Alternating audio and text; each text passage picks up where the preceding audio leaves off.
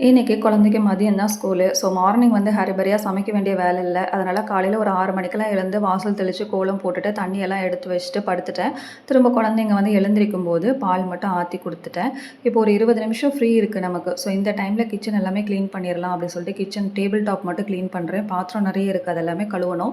First குழந்தைங்க வந்து பசியில துடிச்சிடக்கூடாது இல்லையா? ஸோ எப்பவுமே பசி வந்து குழந்தைங்க எடுத்து என்கிட்ட வந்து, "அம்மா பசிக்குது" அப்படின்ற ஒரு வார்த்தை வந்து எப்பவுமே சொல்ல விட மாட்டேன். அதுக்கு முன்னாடியே அவங்களுக்கு என்னென்ன டைம்க்கு என்னென்ன போணுமோ, அதெல்லாமே செஞ்சு குடுத்துருவேன்.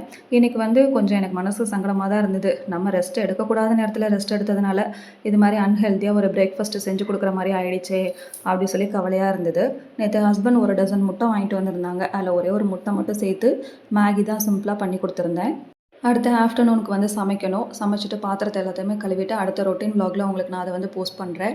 நீங்க என்னைக்காவது இது மாரி ஃபீல் பண்ணியிருக்கீங்களா? அப்படின்றத கமெண்ட் செக்ஷன்ல சொல்லுங்க. அவசரமா மேகி எடுத்துட்டு வந்துட்டேன். அதில அந்த டாப்பிங்ஸ் போடாம எடுத்துட்டு வந்துட்டேன். என் பையன் கரெக்ட்டா ஞாபகப்படுத்தினான். அதுக்கப்புறமா வந்து டாப்பிங்ஸ் வந்து போட்டு குடுத்துருந்தேன். நாளைக்கு வ்ளாக்ல பார்க்கலாம்.